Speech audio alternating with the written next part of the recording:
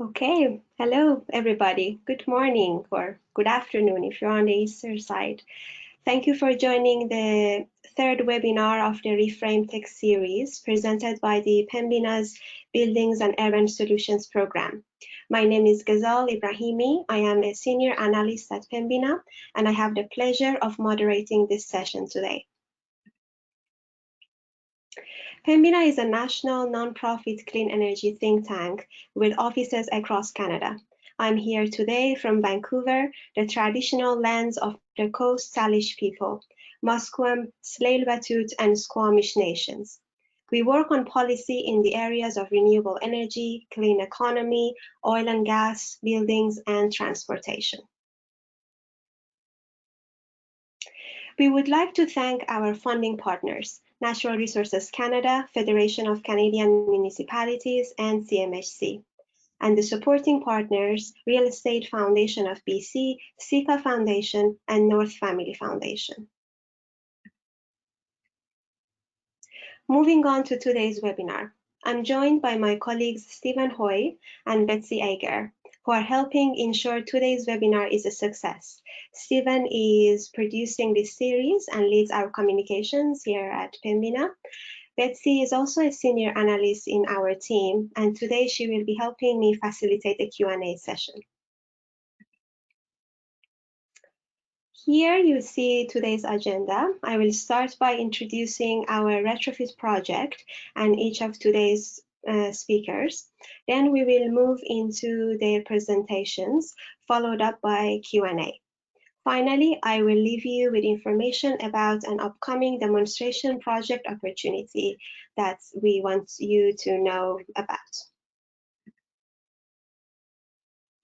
Just some housekeeping notes and reminders that this webinar is being recorded and will be published online on our website, which we invite you to share with your network. To ensure high sound quality, all participants are muted throughout the webinar. To ask questions, please type them into the question box on the GoToWebinar panel. You see that on the right side of your screen. And we will try to answer as many questions as we can during the Q&A after all the presentations are completed.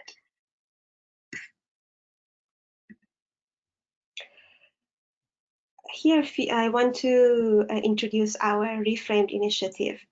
Through Reframed, we are working with designers, builders, owners, financiers, and policymakers to scale up deep retrofits. We believe that by bringing all of the players together to accelerate and improve retrofits, we can address our housing crunch and the climate emergency at the same time. Deep retrofits go beyond energy savings. They are healthy spaces, they are resilient and protect their occupants in extreme weather and seismic events, and also they are low carbon. We know that scaling up retrofits is not an easy task, and we have to keep these goals in sight. We need to keep rent affordable. We need to minimize tenant disruption, particularly in cities like Vancouver, where the vacancy rate is below 1%, and we need the energy efficiency investments return value to the owners and investors. To give everyone, to get everybody on the same page, we created a primer for today's topic. It's available for download in the handout section of your GoToWebinar panel. The primer will be also posted online together with the recording of today's session. The primer highlights the importance of taking into account both climate mitigation and adaptation measures, as well as how they interact when we plan and design building retrofits.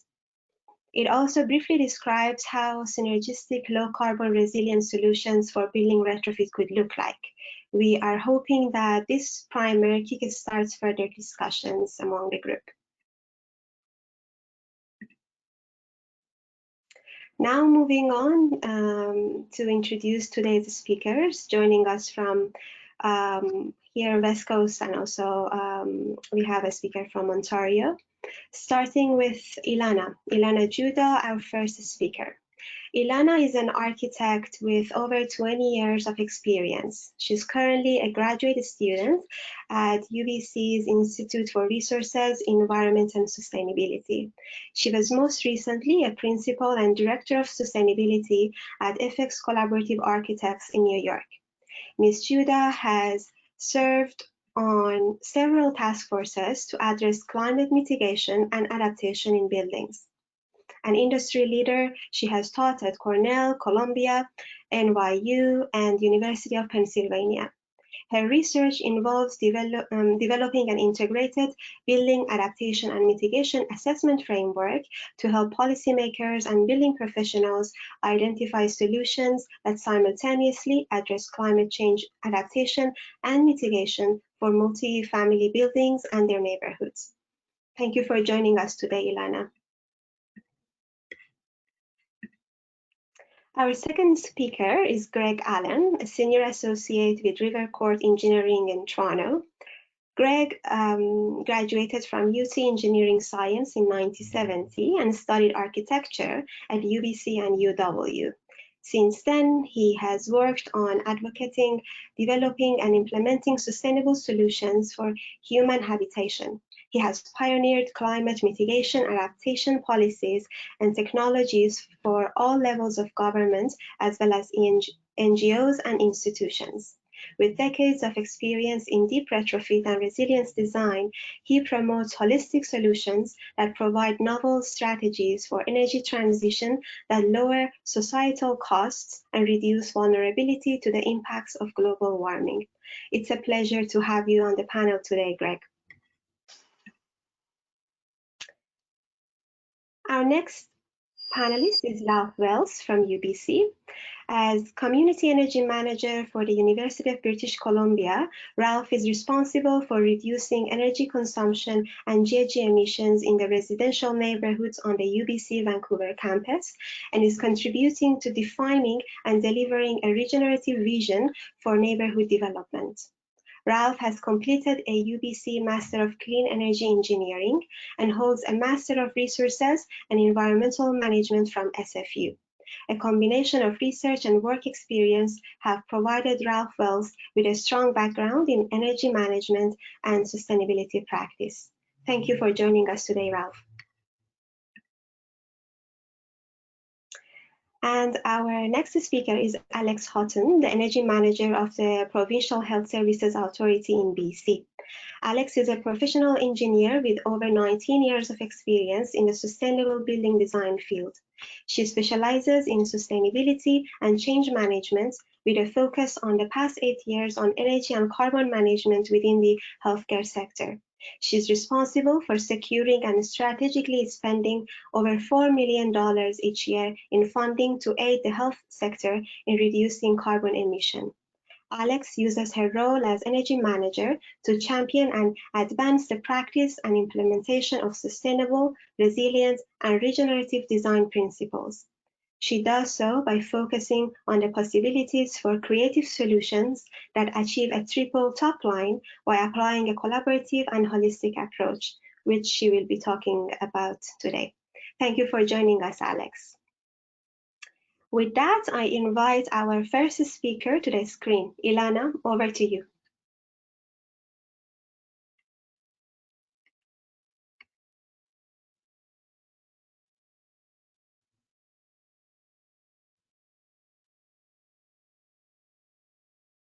Thank you, Ghazal. Can everyone hear me okay? Thank you, Yes. everyone, and good morning. Today I'll be presenting an overview of the adaptive mitigation framework that I am developing as part of my research at UBC.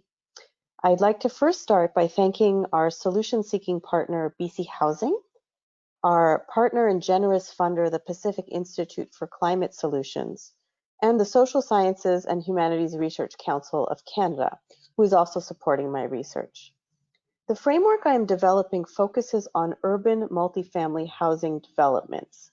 It was originally developed for new construction, but can also be used for retrofits with a few adjustments, which I will be talking about in the following slides. The tool is a process-based approach that is based on the concept of adaptive mitigation. So what is adaptive mitigation? Well, adaptation, as we know, focuses on responding to the changing climate in order to reduce impacts, while mitigation focuses on reducing greenhouse gas emissions to minimize global warming. So adaptive mitigation is an approach that aims to increase synergies and reduce conflicts between climate adaptation and mitigation or sustainability solutions. As you can see in the two images, the first adaptation strategy of a bioswale would be considered synergistic.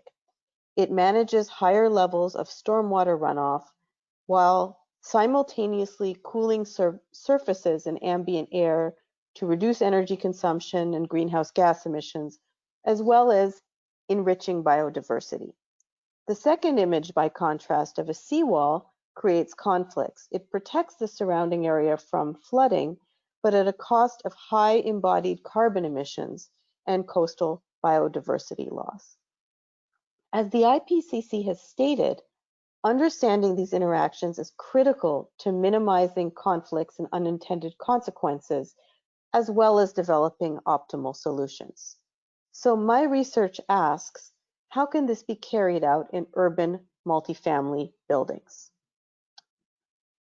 Another thing to think about, when it comes to adaptation and resilience, we really need to go beyond conventional project boundaries if we are to develop truly effective solutions. As such, a multi-scalar approach is needed. This requires not only an understanding of the project, but a deeper understanding of the project's context, as well as more communication and coordination with neighborhoods, community services, municipalities, and utilities. Effective adaptation goes beyond the walls or property lines of a project, which is connected to and depends upon a larger system. As such, the Integrated Building Adaptation and Mitigation Assessment Framework, otherwise known as IBAMA, is modeled on a systems thinking-based approach that goes beyond the building scale. There are 4 stages to the IBAMA process. Firstly, gathering information about the project, the climate, the key hazards, and the level of neighborhood resilience in which the project is situated. Secondly, using that information to determine potential risks and assets, both related to the neighborhood and specifically to the project. Then, based on the project information and the risks that were determined, developing adaptation, mitigation, and sustainability goals that are really specific to the project's context.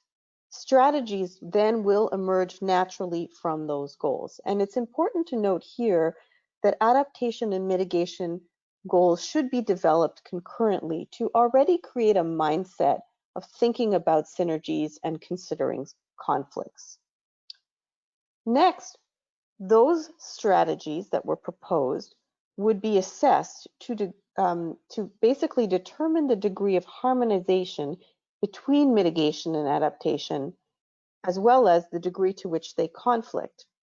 In addition, other project priorities would be considered in this framework, such as costs, project requirements, and technical complexity. And of course, in any proper iterative systems-based approach, there is a feedback loop whereby a strategy that doesn't meet certain criteria or performs below a certain threshold could either be eliminated or revised and then reassessed. I'm going to provide an overview of some key steps in the IBAMA framework. The first is identifying and collecting project information. This is generally typical information we would gather about a project with some key additions. Just to note that parameters here that are part of the framework that are listed in green are those that are pertaining specifically to retrofits. So although most of this information would generally be collected on a project, I wanted to highlight a particular focus on vulnerabilities. And so demographic information is particularly important. We often don't pay enough attention to vulnerabilities, and they are key to determining risks. Project risks result from the intersection of the hazard, the exposure to the hazard, and the project's vulnerabilities. So for example, in this image, we see an existing home, and the vulnerabilities might be associated with the type of construction that was used when the home was built.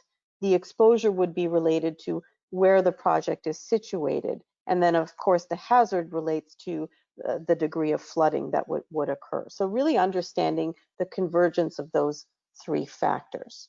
I'd also like to note that vulnerabilities can be occupant related. They can pertain to the residents. They can be economic.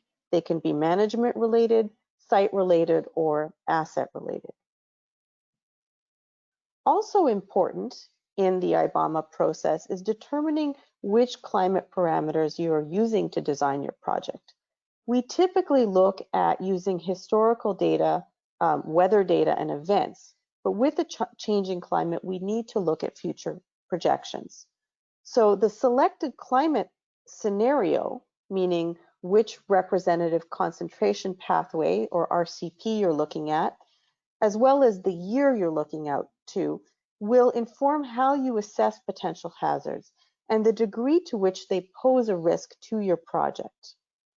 How these projections relate to your project's life cycle is also important. So for example, if your building has an anticipated durability of 60 years, you could be looking as far out as 2080 climate projections. But if your cooling system has a lifespan of about 15 years, you would use 2040 projections. In this example, we see a green roof system and how climate projections should be aligned with the various lifespans of the different green roof components. So for example, here we see a lifespan of about 20 years for the insulation and waterproof membrane, and therefore climate projections, whether it's associated with increasing heat or precipitation, would really try to address that 2040 projection. This will help not only optimize costs, but also reduce embodied carbon potentially, as well as really help understand the various interactions between the different components.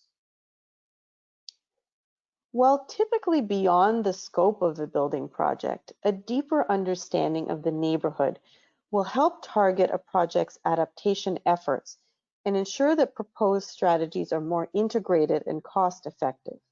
So this includes assessing the overall resilience of the surrounding infrastructure, built and natural environments, available services, financial health of the community, and local population demographics. Understanding a neighborhood's resilience to specific hazards will help identify potential neighborhood assets that can contribute to a project's resilience. It can also identify significant risks that will inform the appropriate project strategies to undertake. So as an example, for example, if the stormwater infrastructure in the neighborhood is old and not designed to accommodate future precipitation, the project might be designed differently than if the infrastructure was accommodated for those future precipitation increases. So in this example,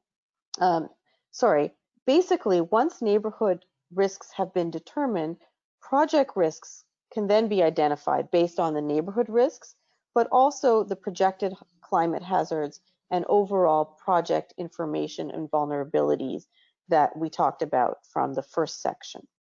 So in this example, we see how a neighborhood resilience assessment, for in this case, the subset of neighborhood buildings to a heavy precipitation flash flooding scenario, could inform potential risks and strategies. So here, for example, we see that both the availability of hotels and the resilience of the hotels to flooding is very low. Therefore, it informs the project team, for example, that a local evacuation and sheltering strategy might not be viable for the community. Once the climate hazard, project, and neighborhood context has been established and project risks determined, goals can be set. It is important to note that goals are distinct from strategies. Project adaptation goals can be occupant-based, asset-based, or go beyond to address the community. Examples could include meeting essential needs of residents, sheltering in place, or setting maximum damage thresholds for the asset, again with respect to the specific hazards that have been identified as critical. Mitigation and sustainability goals can range from what has been established in metrics such as LEED, Passive House, the Zero Carbon Building Standards, institutional goals, or be based on building codes such as the BC Energy Stretch Code. Strategies emerge from the goals set. For example, if the goal is to keep occupants cool within the community during a heat wave, strategies could vary from providing in-unit air conditioning to a cooled common room in the building to arranging for a shuttle to the nearest cooling center. So as I've discussed, the goal of the IBAMA framework is to understand how adaptation strategies interact with mitigation and sustainability goals and vice versa. So let's have a look at how these interactions come together. Once initial strategies are proposed, IBAMA establishes criteria to evaluate them using a points-based scoring system that is weighted according to the owner's priorities. These criteria include a minimum weighting placed on how a strategy performs with respect to adaptation, mitigation, and sustainability goals. So both adaptation and mitigation strategies are evaluated using the same criteria. Now, not only are we looking at adaptation and mitigation criteria, but because since meeting project requirements and budgets are always essential to a project's success, other criteria are also included. In this example, you can see that while strategy 4, which is the darker blue strategy in the radar diagram, fares well for climate adaptation, it fares less favorably for mitigation and sustainability, as well as other criteria such as meeting project requirements. So the idea here, of course, is using this tool to really look at where the trade-offs are and optimize strategies through this iterative process, either fine-tune them, understand where the trade-offs are, and understand perhaps where one might need to compensate if there isn't sufficient reduction of greenhouse gas emissions or sufficient adaptation. So in summary, by using this framework and process, a project team can be better informed about the hazards, vulnerabilities, and risks that a project faces over its lifespan, understand how a project's surrounding neighborhood can help support adaptation and resilience efforts or hinder them. The framework can help set clear goals and expectations, especially for adaptation where goal setting can be challenging. The tool can also help project teams customize mitigation and adaptation strategies to the unique context and conditions of a project. This is especially pertinent for existing buildings where there is so much variability. And finally, the framework can help project teams more objectively evaluate potential strategies to determine conflicts and synergies in order to select the most optimal solutions. So thank you, and I look forward to responding to your questions during the Q&A period. Back to Ghazal. Great. Thank you very much, Ilana. Very brilliant framework, really helpful as it presents step-by-step guidance to the team, to project, to know how they can integrate mitigation and adaptation, which is really what we need to do considering the changing climate. Thank you very much. I am going to invite our second speaker to the screen, Greg Allen. Over to you.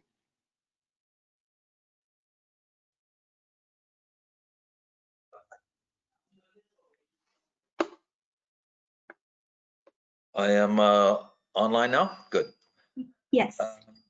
I'm looking forward to exploring this whole matter of how we simultaneously deal with the near inevitability of climate change being of critical dimensions, at the same time being proactive in terms of in every opportunity transitioning off of fossil fuels. And we don't have very much time to do that in, so this initiative of mass retrofit is very, very central to my aspirations for what we can do to go through this great transformation.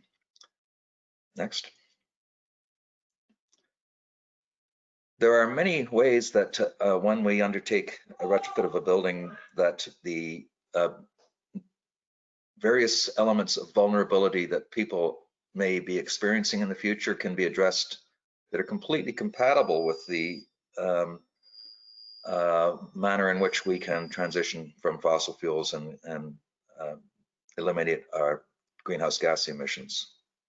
So for example, if we are improving the building envelope and the heat loss, then the mass in the building will result in a very slow change in temperature. So we find that buildings at the passive house level of insulation take days to significantly alter to the point where you may have problems with excess cold. But at the same time, those reductions reduce the energy demand, energy costs, and GHG emissions. Likewise, the need to control solar gains, because that is the largest component of the overheating of buildings, can be done in an integrated fashion. Natural ventilation will provide not only energy reductions, but also provide a means of not relying on mechanicals to get your air quality and cooling capacities. And finally, the ground itself forms a resource underneath us. So you can often find that, well, we used to have root cellars as a form of that, but in very hot weather, people can migrate to the lower levels of a building and get relief. On the active component side, we'll likely be moving to ventilation systems that are more emphatically enthalpy recovery, meaning that the humidity of the indoors and outdoors are brought closer together. So this matters because particularly in the summer, we're going to experience much higher levels of moisture content in the air, and ways of reducing that load will also make the building much more livable if there's shortages of energy supply. Thermal storage can also be used, which simultaneously deals with peak demand for electricity for heating and cooling, shifting the load to off-peak hours, but also provides a reservoir of heating and cooling capacity in the building during outages. Low fan power and pump power needs to be much more attended to as one of the major electricity loads in a building, and our dependency on electricity just to move heating and cooling around a building and ventilation air provides a vulnerability unless we provide a lot of power to support it. And often buildings, multi-unit residential and various other building types have backup emergency power provisions. Co-generators could possibly be replacing those so that they could be operational during not only power outages, but during peak periods when electricity is being produced by fossil fuels. Next. So I'm just going to illustrate a few ideas that I have explored and think are opportunities for deep retrofit initiatives. Windows count for a lot, both for the heat loss and heat gain in buildings. We're now at the point where it's commercially available to have advanced window technologies. This particular version is a vacuum window with a third pane that has what's called a thermochromic film. The thermochromic film darkens when it becomes hot.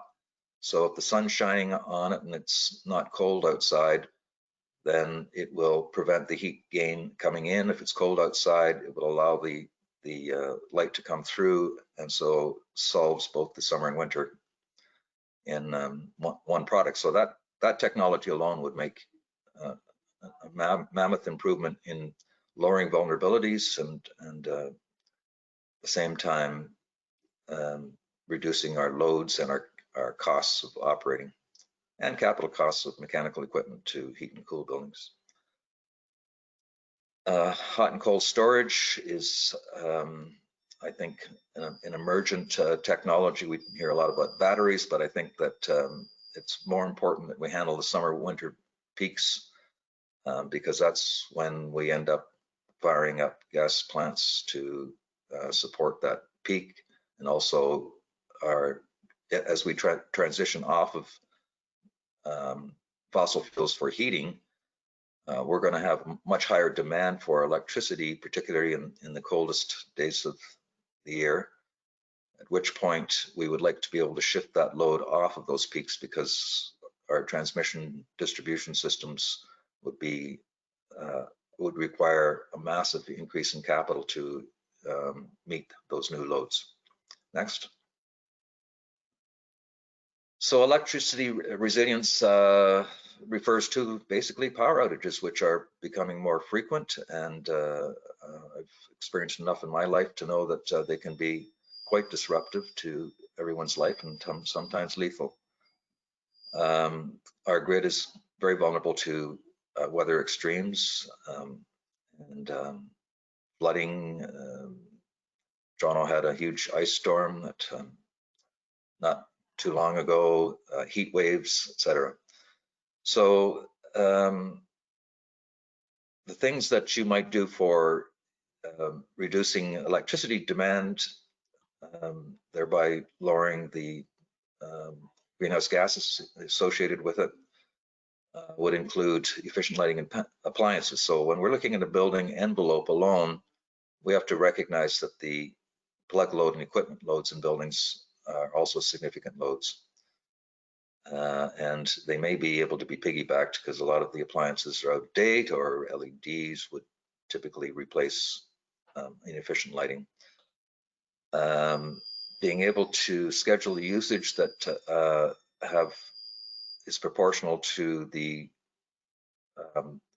peak demand and GHG emissions associated with the grid would enable you to shut down certain things that you don't really need to do at that time, such as clothes drying and the like. But at the same time, that will become useful if the power is out for very long. So they're discretionary loads when electricity is available. And so separating those loads on circuits, if there's any rewiring to be done, might be considered.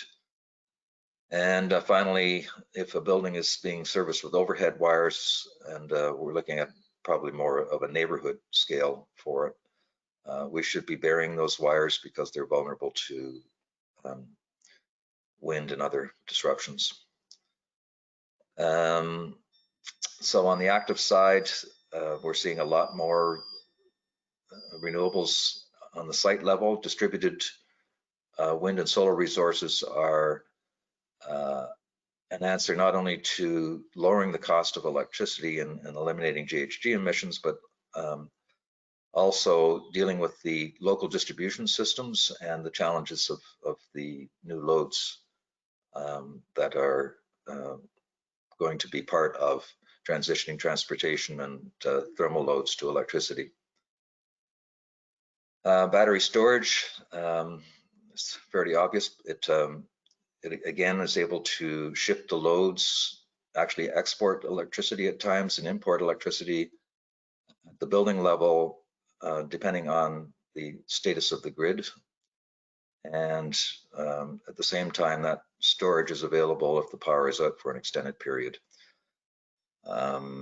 At the level of multi-unit residential, you could have a microgrid for the building so that essentially when the power goes down, it's completely disconnected from the grid and operates on the storage and the wind and solar.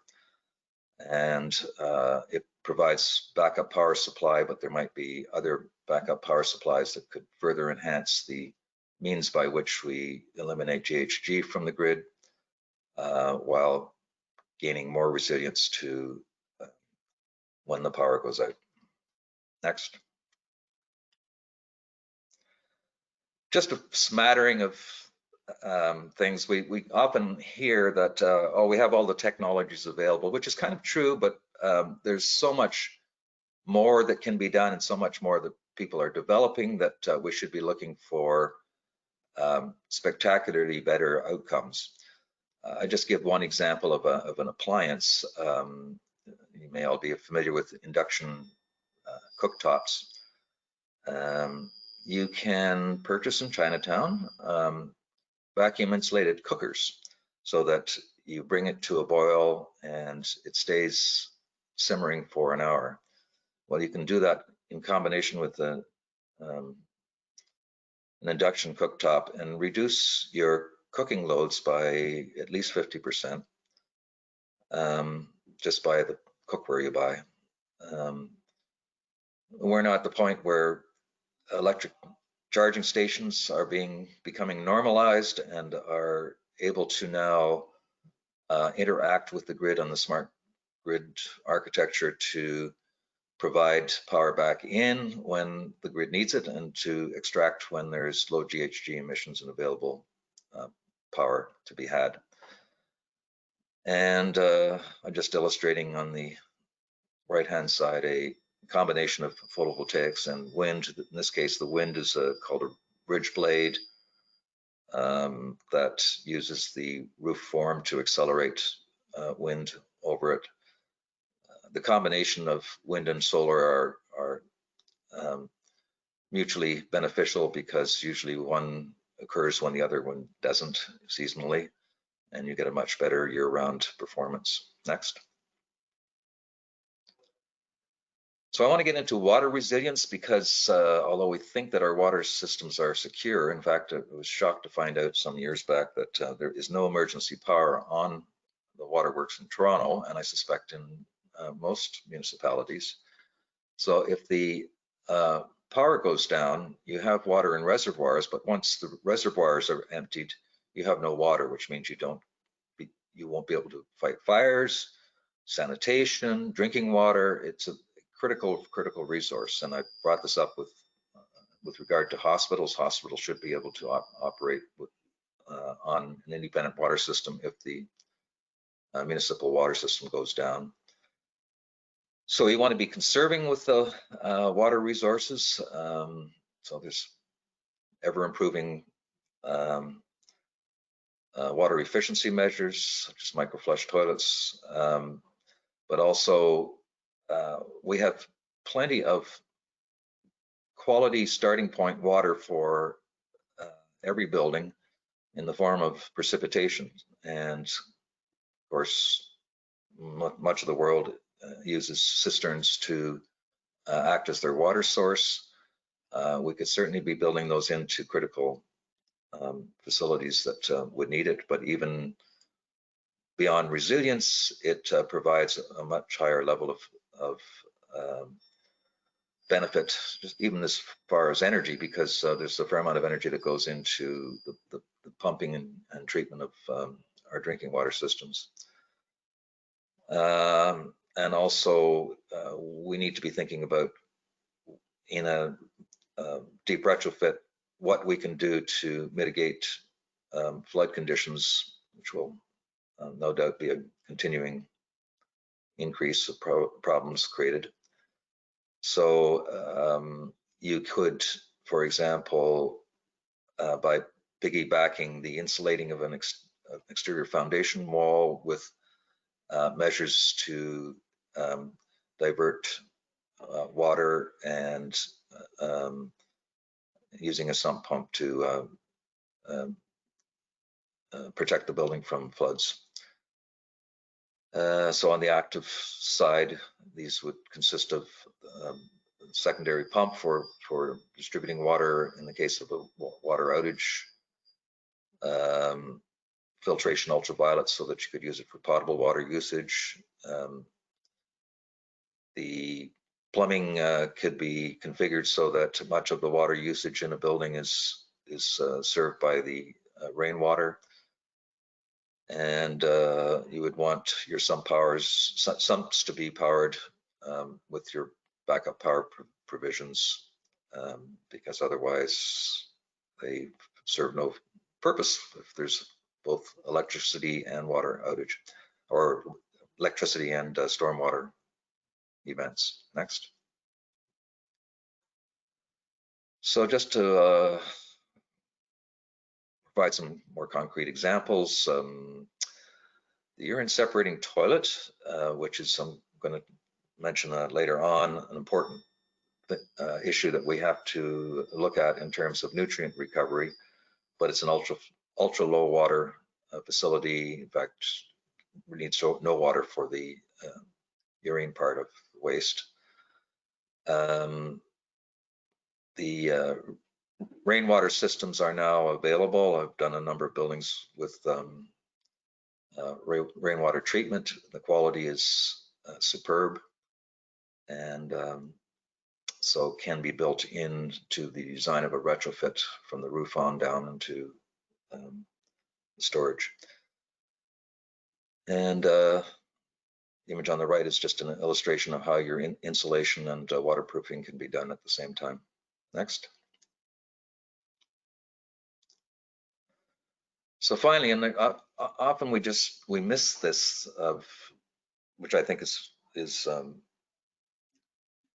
in general, the population is becoming more sensitive to food security issues, and we can play a significant role in mitigating those food resiliency issues with what we do with our retrofitted buildings. So for example, instead of just re-roofing the building, one might consider having a rooftop greenhouse, glass being a pretty durable form of roofing material, and can span from parapet to parapet, so you can actually have a green roof under glass and have it perform as a not insignificant urban food source. Root cellars, again, are I have one in my own house now. I have no regrets of ever putting that into place because it has provided great service already. And nutrient recycling. Right now, our agricultural system is dependent on industrial mining and processing to provide the crop fertilization. We can't continue in that fashion. So what might be prepared at a building level is to have a built-in irrigation system, some form of food preserving methods.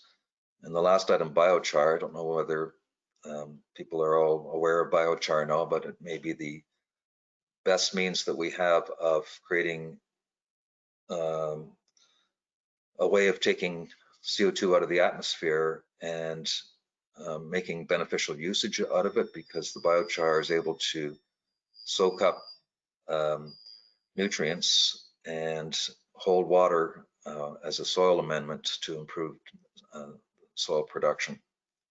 Next. Just a few other integrations that are possible, and I'm always looking for synergistic multi-purpose solutions. There are forms of photovoltaics that allow the light in that the plants need while producing electricity with the otherwise overheating portion of the spectrum that is not needed by the plant. So this is why it's pink. But it's possible to have a greenhouse also perform as the power source of the building.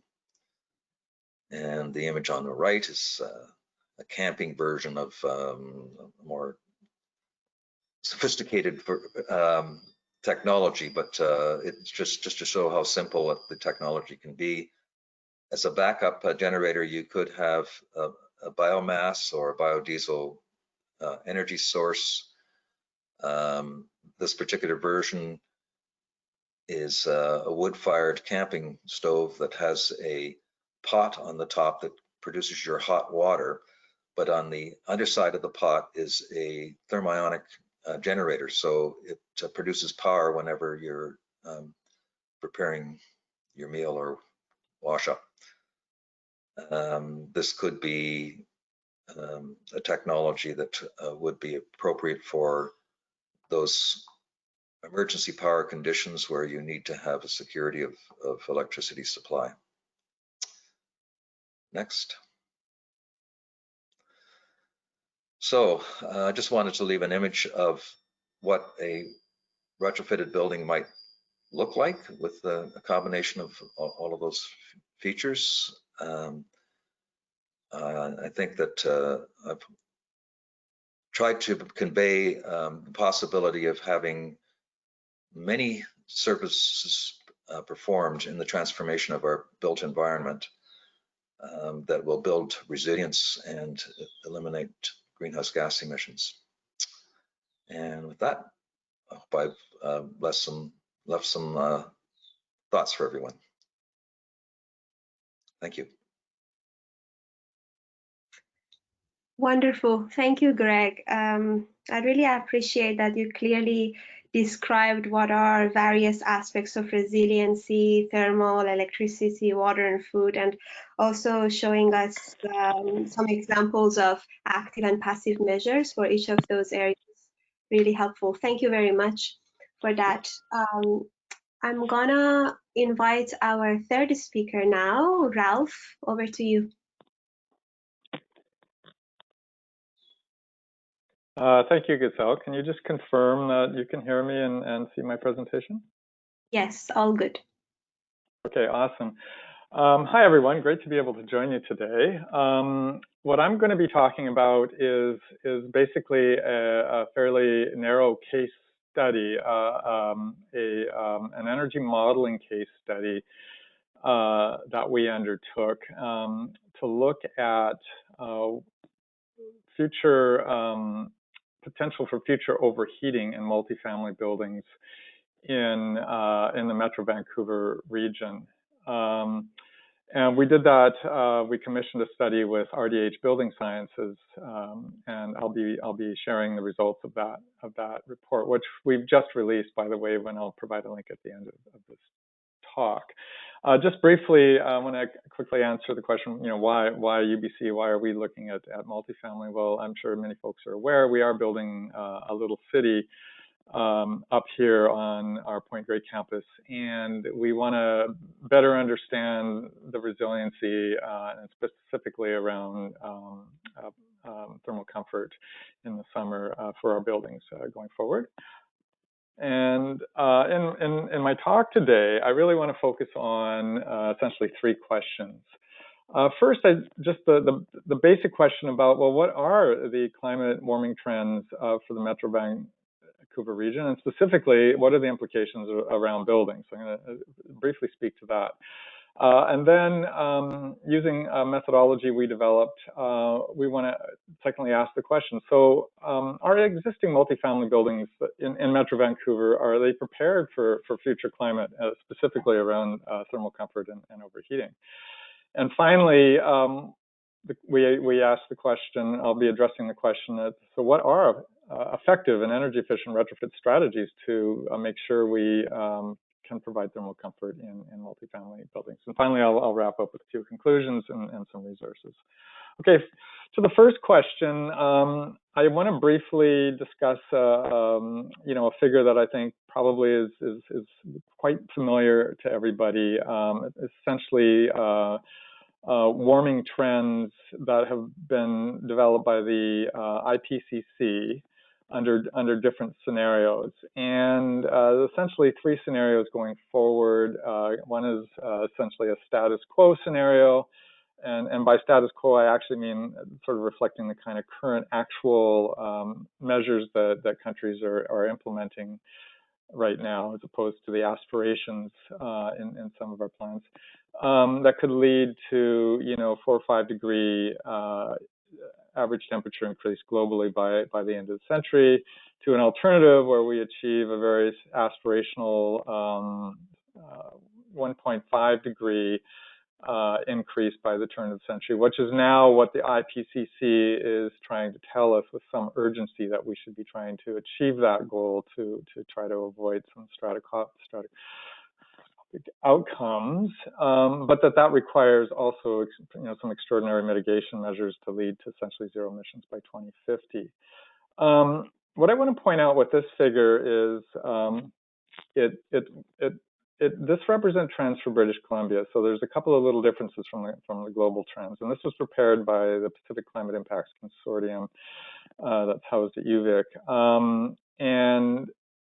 Essentially, one thing to take away from this is that the trends for BC and northern latitudes are warmer. So, a 4 degree increase under sort of our worst case scenario is a 6 degree increase here, and sort of our best case scenario is not a 1.5, but a sort of a 2 degree outcome. Second thing I want to point out, and that's quite relevant to the rest of my presentation, is that regardless of our mitigation efforts, even if we achieve are able to reduce global emissions to essentially zero by 2050, we're still locked in to warming trends. And so we need to prepare for those from a resiliency perspective. And thirdly, the other issue is that essentially going out towards 2040, 2050, all scenarios look relatively the same. So there's really, a no regret strategy to start to plan at least out to 2050 in terms of what's coming at us. Okay, so that's that piece. So the other piece, so what about buildings in the Metro Vancouver region? And so here I want to refer to some results from a study commissioned by Metro Vancouver, and that was undertaken by PKIC, and you can access this report on the Metro Vancouver website. Essentially looking at a metric called cooling degree days, and I don't want to get into the details of what that metric is, but for the non-engineers, that's one metric an engineer would use to try to understand what cooling needs there might be when for a building when they're designing a building. And so the issue for the Lower Mainland is historically our climate hasn't really needed cooling. I think in certain cases, in certain building types, that there has been cooling, but in general, we have a very temperate climate, and it's not a typical thing, particularly in residential buildings and in multifamily buildings.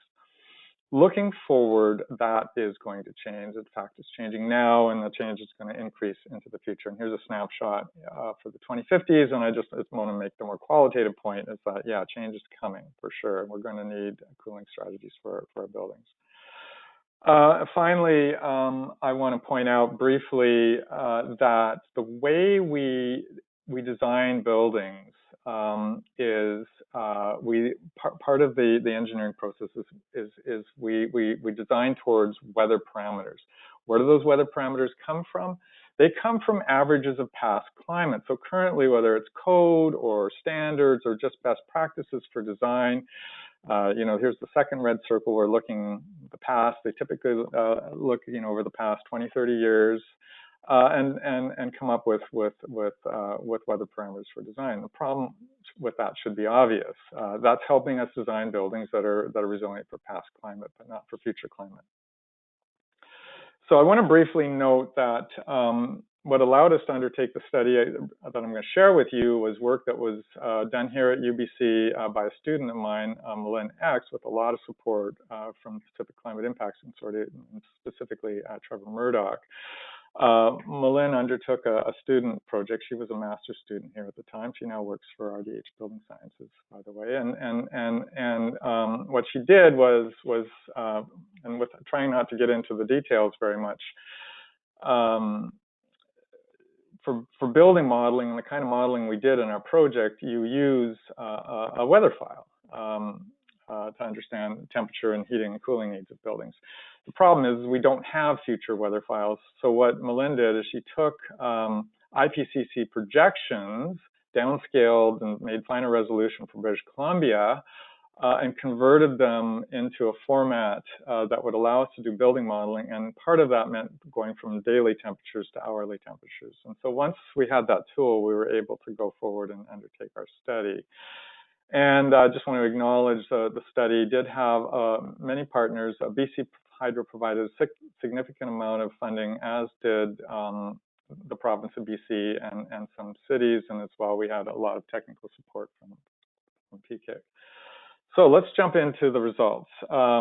We looked at low-rise and high-rise, and here's our low-rise archetype building that we modeled.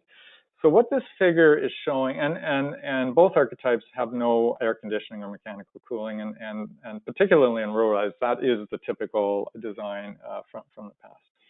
So what is this figure showing us? Well, essentially, it's a schematic. If you start on the furthest left column, it's essentially you're looking at a floor plan of an apartment building, so first floor, mid floor, and top floor. And what you're looking at inside of that building are the number of hours that experience over a temperature threshold, say approximately above 26 degrees C, but it's based on a formula, an ASHRAE 55 formula that says if you're above a temperature threshold, that's for an hour, that's an overheated hour. And you're supposed to design buildings that have no more than 200 of those overheated hours, and probably, and not probably, but in buildings with vulnerable populations should be less than that. So the second thing we did is, okay, so then the top column, the far left column, represents the so-called CWIC 2016. It's simply the current weather file used for modeling that's based on past climate. And even there was just a new one released. It's based on more recent climate, and even there it's saying, oh wow, immediately near past climate we should be seeing some overheating in south-facing apartments on the top floor. Moving forward into the 2020s, 2050s, and 2080s, you see an increasing problem. And by the 2050s, and remembering we're kind of locked into warming out to 2050s no matter what, we're seeing very significant overheating. So basically, the answer for low-rise to the question, are our current buildings ready for future summer temperatures? The answer is no. When we look at high-rise, so we also modeled a high-rise. This is a 13-story building with townhouses. The situation is even much worse, and this is likely due to the significant amount of glazing that we experience in high-rise, along with the poor thermal performance of the envelope. So again, to answer that second question, we have our current buildings that don't have, especially that don't have mechanical cooling, are not prepared for the warming that we're going to be experiencing. So what we did in the studies is looked at, tried to find a number of retrofit measures that might help us address this overheating. And we looked at both passive envelope measures as well as mechanical cooling measures. Now, what this figure is showing for the low rise is the number of overheated hours in 2020s and 2050s under different scenarios. So the baseline is what I just showed you for the low rise. So we're experiencing up to 800 hours by 2050 of overheating.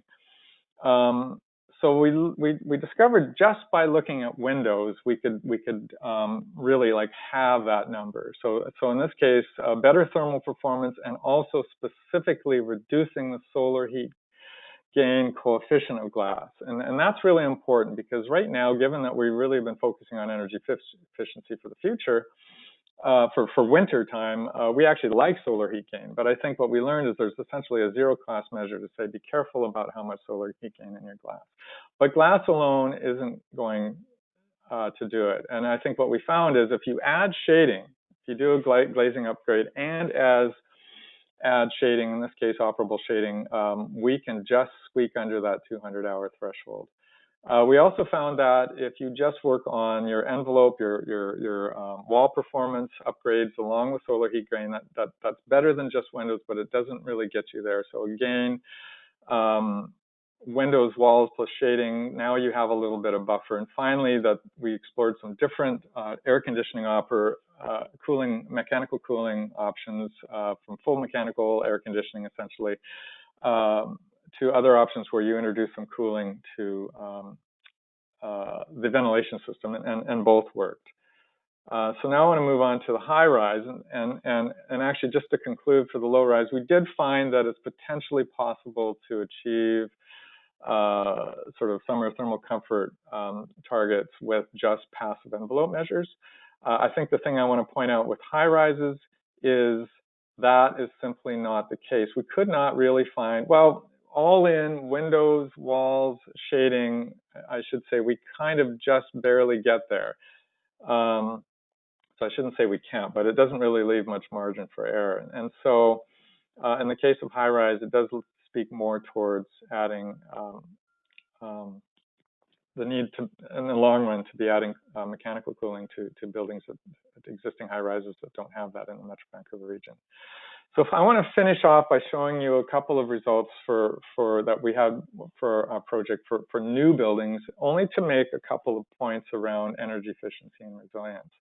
The first is to say that you know, building a really high performance building that's really focused on winter time only, which is really what our design and our code is directing us towards, doesn't necessarily get you there. So British Columbia has released something called Energy Step Code, and Step 3 and 4 are really high performance targets, Step 4 being nearly passive house. In this case, for the high rise, the design does have air conditioning, so the metric is now the amount of cooling energy intensity needed on a square meter basis. And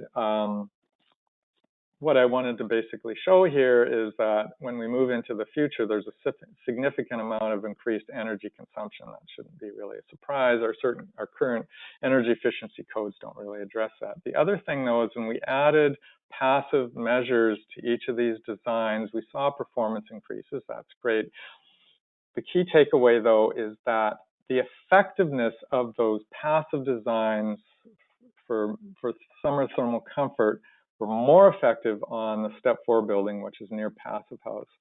So I guess the takeaway here is don't expect that sort of Step 4/passive house design to give you the thermal comfort performance without designing for it. But if you do, there's a real payback on energy efficiency. And finally, I want to close with another result around resiliency, essentially to say, well, we could use mechanical cooling and just solve our problem, maintain thermal comfort, or passive measures. Are there other benefits for the passive measure? So here's a scenario where we looked out into the future. This is the hottest period of our 2050 scenario. The outdoor temperature is getting over 30 degrees outdoors, and we ran baseline building with just air conditioning, and then the bundle 2, which had passive measures. And I think the takeaway with the blue and the red is that, you know, indoors everything was fine in both buildings because the air conditioning was working. So then we ran a power outage. And what I wanted to point out here is that in that scenario, the building with just air conditioning saw real spikes in temperature. That shouldn't really be surprising. The indoor temperature, in fact, exceeds the outdoor temperature in midday. And whereas the building with the passive measures experience much lower temperature. So I'm just making a point with data that when you have these passive measures, there's additional resiliency, and as well as we saw on the previous slide, there's a real energy efficiency payback. And while I don't have those kind of specific results for the retrofit, these results also are relevant to thinking about retrofit. Finally, I just want to close off by saying, yes, we're going to need to develop retrofit strategies, but the best retrofit strategy is probably to design our buildings right from the get-go, which means changing the way we're designing new buildings, including our codes and standards. And finally, to conclude, I think the takeaways here is one, the sort of the projections suggest we really need to focus now on the need for retrofits for summer thermal comfort in multifamily. I think there's a certain urgency to that. It's possible to develop passive envelope strategies for 2050 for low rise, but high rise buildings probably need more than that. But but combining these things is really important. If we integrate passive measures with mechanical, we will improve both energy efficiency and resiliency. And finally, I want to make another point, which is to say, you know, we can throw air conditioning at this, but if we think about heat pumps that provide both heating and cooling, we can reduce greenhouse gas significantly by shifting from, say, natural gas to electricity for heating, while we're also providing that adaptation piece. So here's an opportunity to think about adaptation and mitigation. And finally, again, sort of the most resilient approach is to start designing our buildings for the future now. And that's where I want to, oh, and you'll be able to find some resources in my slide deck later. And finally, I'll put you back to Giselle for a final presentation. Perfect, great. Thank you very much, Ralph.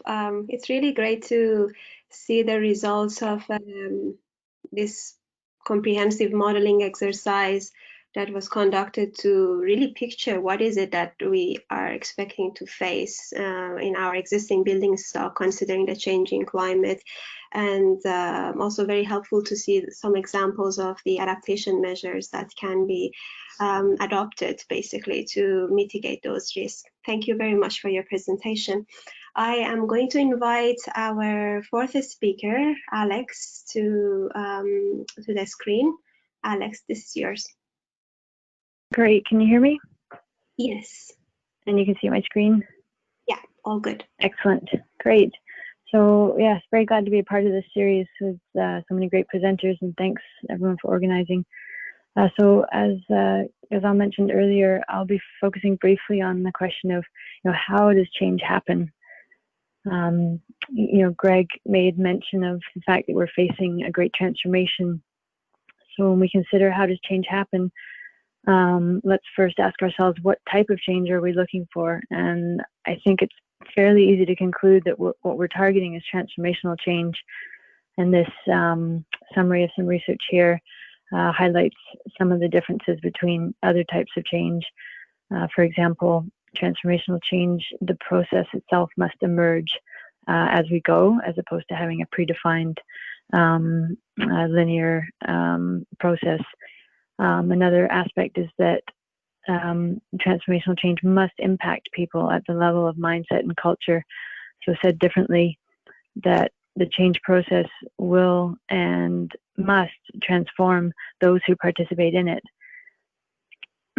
And so as we're faced with, I'd say, some pretty wicked problems and challenges in terms of climate change, other challenges in terms of financial constraints, aging population, aging infrastructure, et cetera, when we combine these,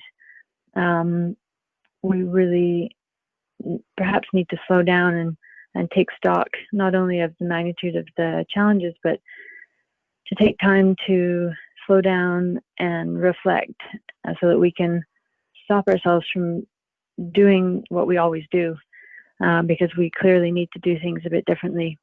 So whether that's slowing down at the level of the individual, or whether that's slowing down our design process, for example, to question some assumptions or bring new people to the table.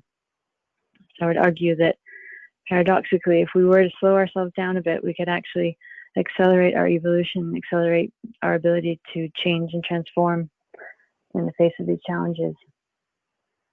Cheryl Heller very eloquently describes how you could consider that the human predicament currently is traced back to one thing, and that one thing is design.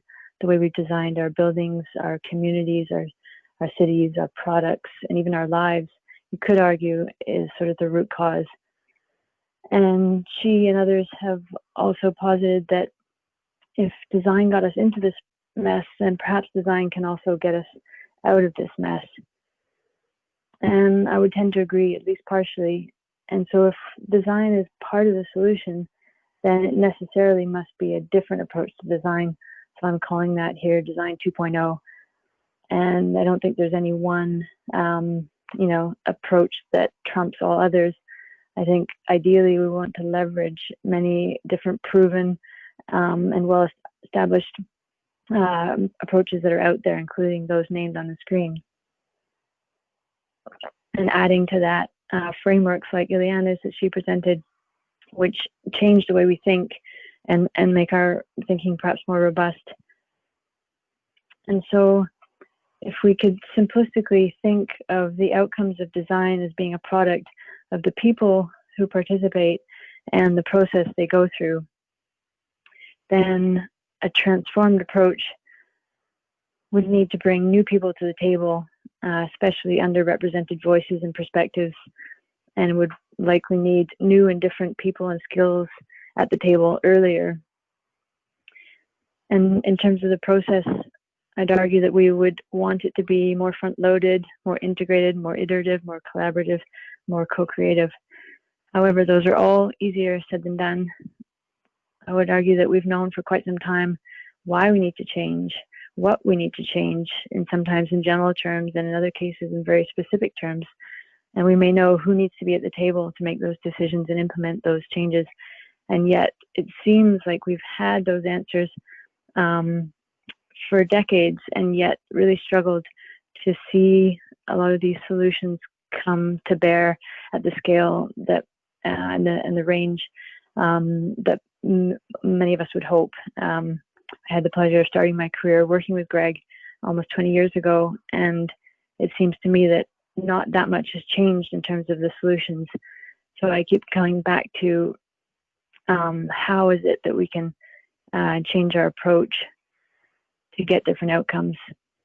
And so I certainly won't pretend to have the answers, but here's a few ideas about how we might contrast the way that we perhaps conventionally approach design with how we might in the future with Design 2.0.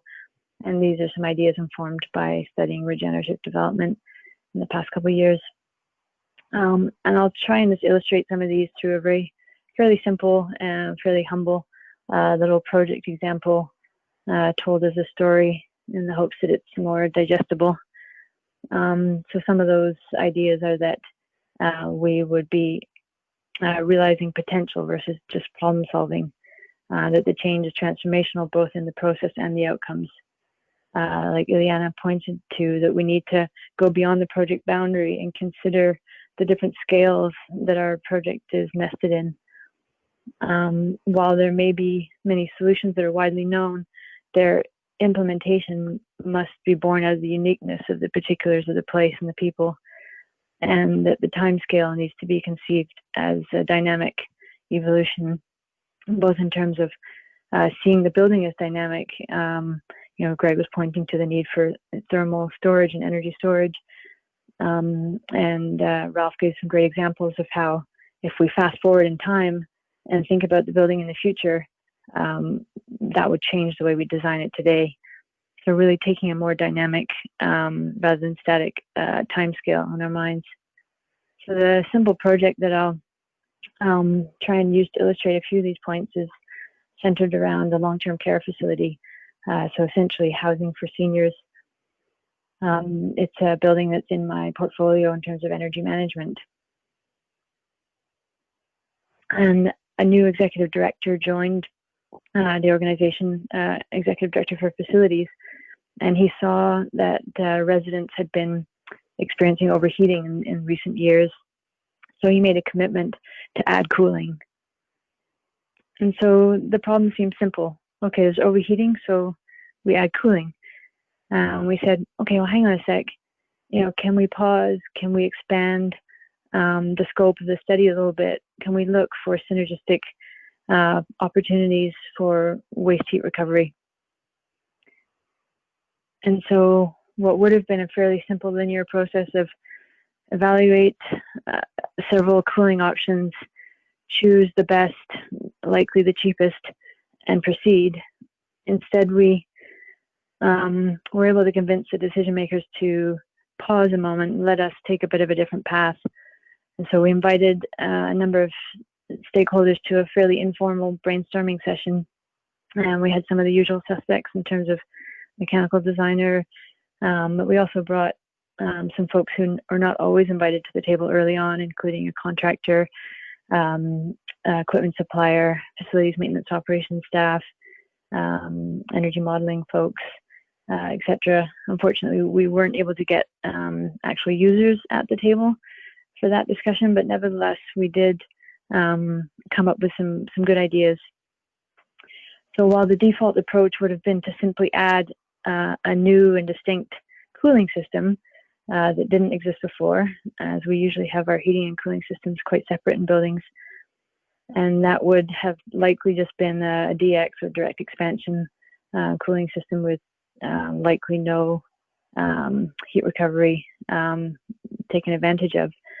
And instead, we explored and have ended up implementing an emerging approach called thermal gradient header, which essentially connects different heat sinks and sources and enables cascading of energy from different thermal gradients so that you can reuse heat within the building to much greater effect. And at this point, the energy modeling is suggesting that we'll save at least 50% in carbon emissions for that whole building by adding a fairly modest amount of cooling.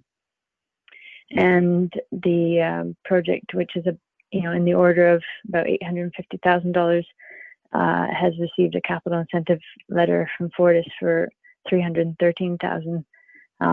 So overall, it's a small project, but I think a good example of when you bring the right folks to the table early on and you pause the usual decision-making process, that you can often come out with much better solutions. So I'll just close with a couple of questions for us. How can we bring our whole selves to the different roles that we are each taking on? How can we bring both our head and our heart as well as our intuition, which in some cases is really needed as we face these wicked challenges that we may not have all of the answers for yet, and sometimes our intuition points us in the right direction. And how can we, I've forgotten my last question. How can we convert constraints into creativity and co-creation? And with that, I'll hand you back to Ghazal. Wonderful. Thank you, Alex. I really like that you showed what changes we need to do with ourselves as people, as well as the changes we need to make to our processes to be able to really get the outcomes we need, considering the new reality we are facing. Really appreciate it. Awesome. Well, thank you all for great presentations and sharing your valuable insights. It's really tough. I asked you to summarize 20 years of experience in less than 15 minutes, and you all did great job. Thank you very much for that. And also I see interesting questions coming up from the audience. Before we get to the Q&A, I want us to start with a small question for the poll that now it's up there. If you can choose what you think, what are to answer the question of what are the biggest advantages of integrating climate resilience measures in building retrofits? I give us some seconds to answer that, and we get back to see the results.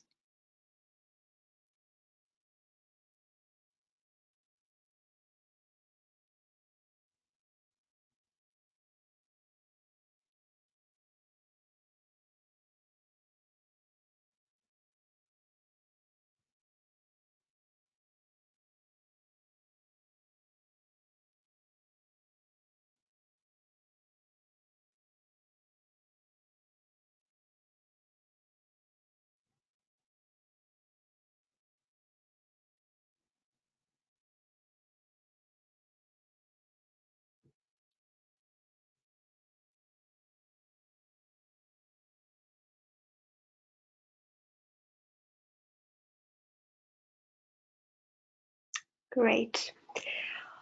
Awesome. The majority responded to the question, and as we see, most people think that the biggest advantage is in protecting occupant health and comfort, and after that, protecting assets and increasing durability, ensure mitigation doesn't accelerate extreme weather impacts, as well as reducing operation and maintenance costs. And also we have building policies and standards that we need to meet. Well, thank you so much for that. Now I'm going to our Q&A. It will be a little bit short, but I want to invite all of our speakers back to the camera. And the first question I have for you all is about the business case for adaptation measures. The question is that how do we integrate the cost of adaptation measures into business plans for building retrofits? And basically, how do we recognize the value and protection of assets that they offer? So if you can each speak a little bit to that from your experience, would be great.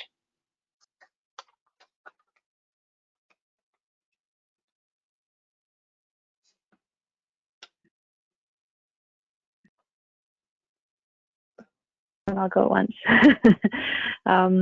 Well, one thing that comes to mind for me is that if we can frame the issue in the context, well, in my case, in a clinical context, but in the case of housing, in the context of the occupants, I think that serves us well in terms of making it really relevant and not just a side issue, and exploring the potential for even better outcomes by addressing these issues, as well as the flip side of that, the sort of risk management approach, which is also needed, and pointing out the risks of inaction. I can add to that. I think also the way we look at paybacks needs to change. In the IBAMA framework, there's a section that focuses on indirect costs, and that's a really critical factor with respect to resilience. So what cost did you avoid by protecting yourself from that hazard? You know, was it displacement of the occupants, housing of the occupants elsewhere, repairing the building, you know, in certain types of hazards? So really considering payback sort of in that context of, you know, what are potential indirect costs, not only to the building owner, but also potentially to the community, you know, if there are healthcare costs associated with people who are suffering from extreme heat. So I think we need to think about payback in a broader context as well. I'll offer my comments.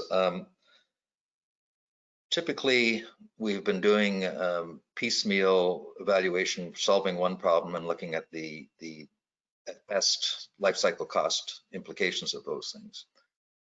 Really, ultimately, what we want to do is to end up with an asset that has been enormously improved by our intervention. So what is the value of a building that's resilient to the future impacts? What is the value of having a building whose energy bills are near zero? What are the advantages of having re-enveloped a building that was about to have to undergo a re-roofing and new windows, etc.? So if you look at it holistically from where you started and what you ended up with, that's the ultimate value of it. Now, how much did it cost? And if we look at the cost side, I have found time and time again that we enter into this exercise as if there is a necessity to have an increase in capital costs in order to do better, which is simply not true.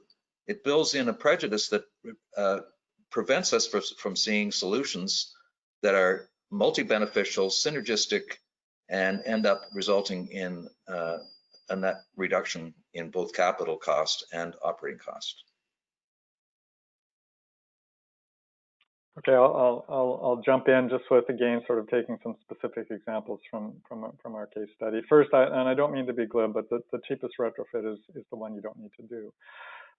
So really focusing on the future, and I think all of our talks really allow us to think about that. And designing for the future is critically important. The RDH report does do costing, and I encourage people to sort of dive in. It's a really deep report, but it's a lot cheaper to get it right now than to come back and try and do it later. Okay, number two.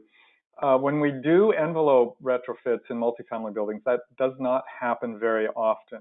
You're not going to be replacing all your windows or doing major envelope very often. You know, you might go 30 or more years before you change the windows. Without explicitly thinking about future climate and designing for things like shading, they won't happen, but that's the opportunity. When you're doing that big capital investment, that's when you need to think about the solar heat gain coefficient of glass that you're purchasing. That's when you think about, hey, we should add shading now that we're doing all those outside, because it's not going to be affordable to sort of come in ad hoc and just say, oh, let's just change all our windows now.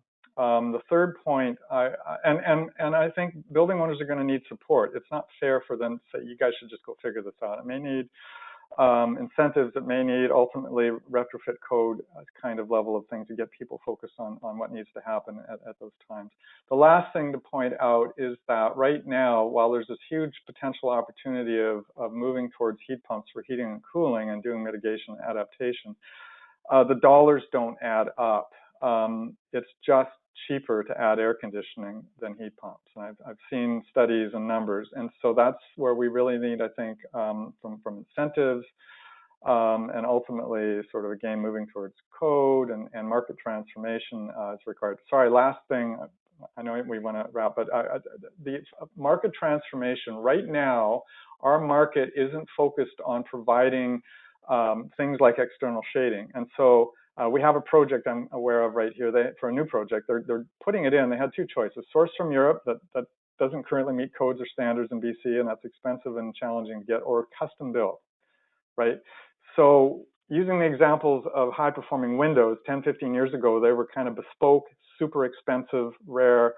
So now it's pretty commonplace and inexpensive. We need to start to help the market transform to provide, and I am thinking of the sort of the scale of multifamily as opposed to a single family home, but think in that market transformation to help bring these products and the skill sets, and that'll bring the cost down a long way. Awesome. Thank you very much for your great insights again. We have a couple of minutes. I want us to take the time to know a little bit about the upcoming opportunity that is coming up in case people are interested in participating. As first of all, I wanted to say that this webinar series is part of a larger project which will be formally launched in the next few weeks. We are kicking off with an RFP expected to be released this summer. We will be looking for multidisciplinary teams as part of this RFP to develop design solutions for low-rise residential buildings in BC's Lower Mainland or Victoria area. As part of this project, the elected teams will participate in a 6-month exploration lab with support from climate, energy, and health experts. If you intend to answer the RFP or want others to know how your company can contribute to a proposal, we invite you all to log your information at pembina.org/reframed. We think this is a team effort that will draw experts from all groups, such as architects, engineers, contractors, energy modelers, monitoring and control equipment specialists, etc.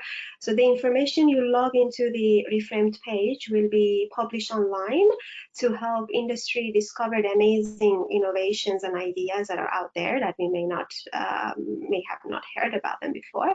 So it will be a place for us to start discovering each other.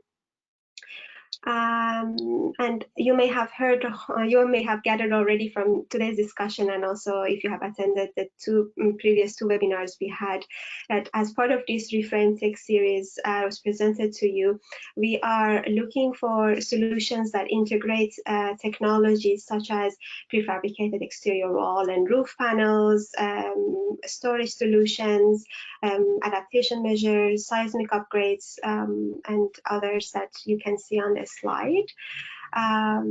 And also, I wanted to, first of all, thank you for joining us today, and I hope you enjoyed the webinar, and we look forward to connecting with you and all of your peers at our next webinar that will be on solar panel and deep retrofits. That will be happening on June 24th. My colleague Betsy Egger will be the moderator of that session. After the solar webinar, I will be hosting another panel on embodied carbon expansion and deep retrofits later in July. So you can find all those information on our website, pembina.org/Reframed Tech Series. With that, I want to be mindful of your time and thank you again for joining us today. I hope you have a nice rest of your day. Thank you.